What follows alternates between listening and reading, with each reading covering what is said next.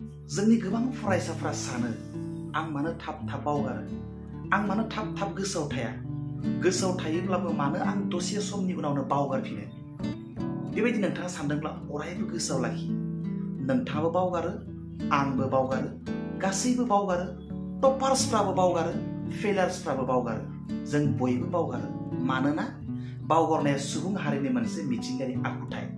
ओरैबायदि मानसि गैया बुहुमाव जाय बावगारा, आरो सोरबा बेबायदि बावगारै मानसि दङब्ला बे मानसिनि सिरियाव गोग्लैया। अब्ला नोंथांनि गोसोआव मोनसे सोंथि जाफैदों जानांगौ, अब्ला टपार्सफ्राबो बावगारोब्ला बिसोरो एग्जामफ्राव मानो एसेबां गोसोआव लाखिनानै लिरनो हायो? बाथ्राया मा? नाथाय अरायबो गोसोआव लाखि, बिनि फिननाया मोनसेल', बे जाबाय रिभिजन। टपार्सफ्रा खनले खनले रिभिजन खालामो। माबा मोनसे जिनिसखौ सोलोंखांनायनि उनाव, सानसेनि उनाव, सप्तासेनि उनाव, मास मोनसेनि उनाव बिसोरो खनले खनले रिभिजन खालामो। मानोना बिथांमोना मिथिगौ, टपार्सफ्रा मिथियो बावगारनाया मानसिनि मिथिंगायारि आखुथाय। आं बे जिनिसखौ दिनै रोंदों माने आं बेखौ साननैसोनि उनाव बावगारफिनगोन। टपार्सफ्रा बेखौ गोसोआव साननानै लायो आरो खनले खनले रिभिजन खालामो। नाथाय फेलार्सफ्रा मालाबाबो रिभिजन खालामा।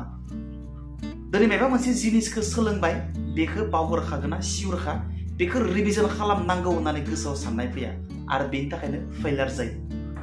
डिफारेन्सआ मोनसेल', टपार्सआ टपार जायो मेलेमनि थाखाय नङा, नाथाय रिभिजन खालामनायनि थाखाय।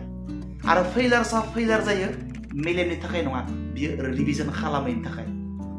बेनिखायनो अरायबो गोसोआव लाखि, जों सोरबा फेल जादोंब्ला बियो मेलेमनि थाखाय फेल जायाखै, बियो हार्ड लेबार एबा रिभिजन खालामबाय थायैनि थाखाय फेल जादों।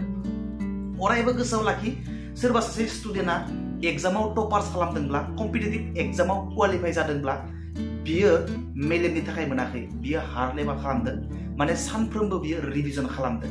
बेनि थाखायसो बिथाङा एग्जामाव क्वालिफाइ जादों आरो टपार जानो हादों। अरायबो गोसोआव लाखि। Wish you all the best.